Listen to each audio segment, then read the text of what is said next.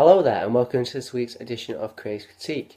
Now, I've not been doing the videos for a little while, but I'm hoping to get back on it pretty much continuously from throughout the next few weeks, and I'm going to be trying a different format in which I effectively do a quick take of a film that I've just seen, and I'm going to call them, of course, I'm going to call them the CCQT quick take, so therefore CCQT. CCQT, get the old CCQT right here. But no, seriously, right, to start off with this hopefully ongoing series of short video reviews, I'm going to be looking this week at the much hyped Stephen King's It adaptation. Now, horror films. Now, if you were to look directly behind me where I'm pointing, I am quite a significant fan of horror film. And it's not just a particular genre within horror. I'm quite broad in terms of the types of horror films I like.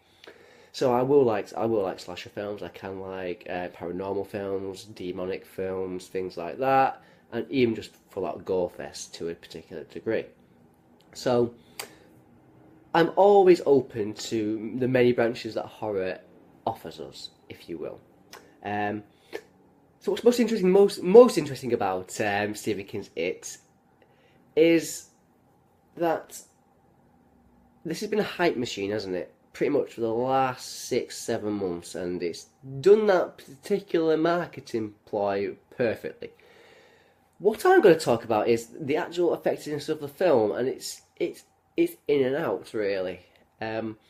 So I don't think it would be very unfair to describe the film's successes as a film of horror skits.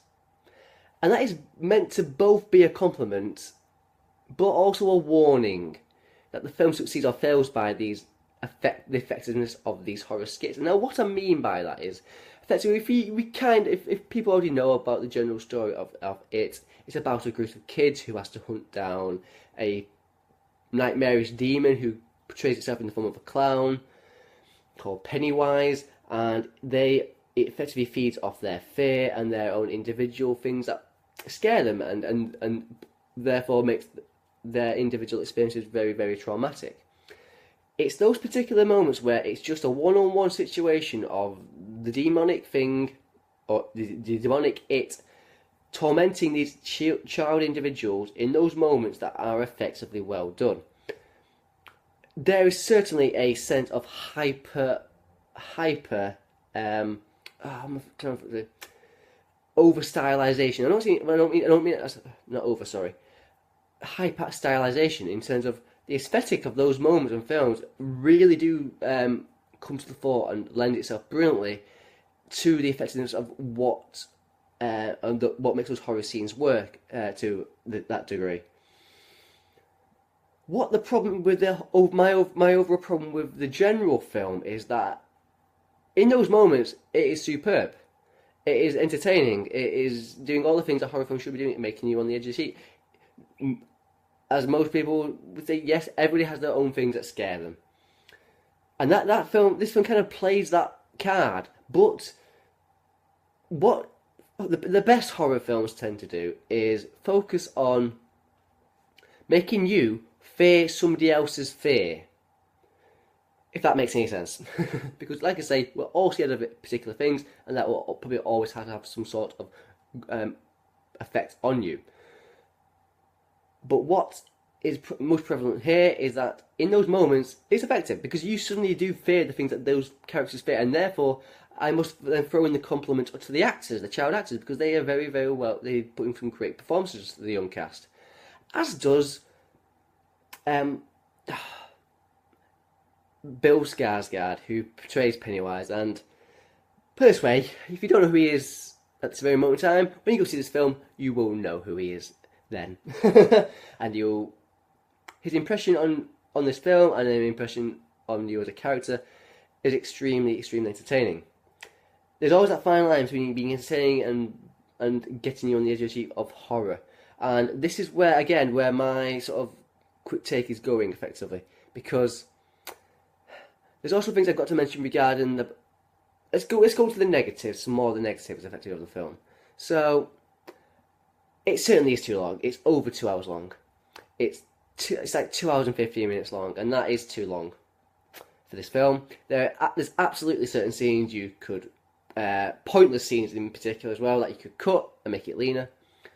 Also, now this is something unfortunately because I've one review in particular is not particularly in regards to this film, but in regards to sort of Stephen King isms, as I've now repeating the coined phrase from another critic, where you notice things in his writing that pop up regularly, and I know that it's kind of the point to a lot of his things, and they kind of are interlinked. But as somebody who watches films and wants something new every single time, they go, that again, that again, that bit again. Okay, it can become a bit annoying.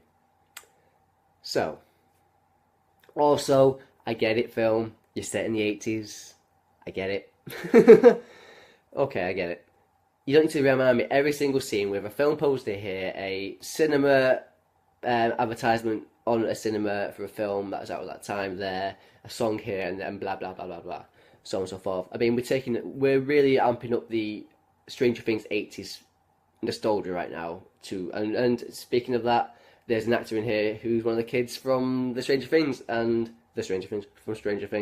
and again, his performance was kind of one of those performances where turn it down a little bit, because the rest of the cast is very, very good, and even he's entertaining in particular, but he plays that particular 80s type character too much and too prominently. So, like I say, positives. Like I say, generally the young cast is very well good, and it makes you fear what they fear. Bill Skarsgård is very effective as Pennywise, and certainly we're not improving anybody's already delicate fear of clowns. And like I say, it's at its best when it's a wonderfully detailed and stylised horror segment piece, which is what it is, and it does what the best horror film does in terms of certain moments and making you feel those characters' fears. Yeah. So I would say it's an example of skillfully made horror segments, stroke skits, but they're tied very clunkily together. I mean, very clunkily together with sort of the obvious Goonies and Stand By Me. Well, it's obviously going to be Stand By Me because it's Stephen King again, isn't it? Those sort of 80s sort of things going on.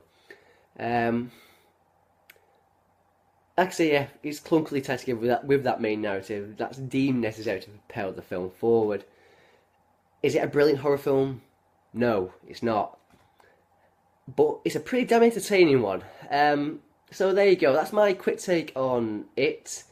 It's certainly effective, and it did give a few jump scares, but not to this predictable degree that some of them do. It's extremely good in its moments, but as a whole overall tied up film, it's not going to go particularly down in my sort of classic list of horror films.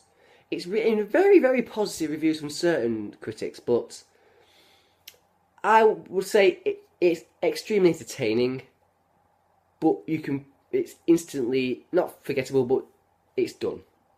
I was entertained. I'm not going to take too much from this film in terms of it's having a lasting effect on the horror genre itself. But as a marketing campaign and as almost a social media phenomenon, it's done its job, and one of us will be extremely pleased that it's made effectively 3 times its budget back in only 2 days or so. The money men can be happy with that one. So there we go, that's my opinions on it. It'll be interesting to see where the film goes in particular. I thought Andy Muschietti,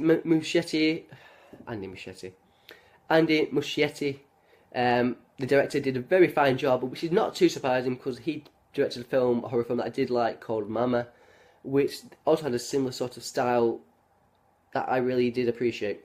So there we go. That's my opinions on it. I hope that's probably a kind of longer, quick take than I expected there, but I will be looking at doing this as a more regular basis, hopefully.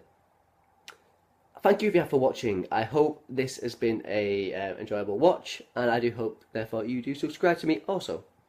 Thank you very much for watching, and goodbye.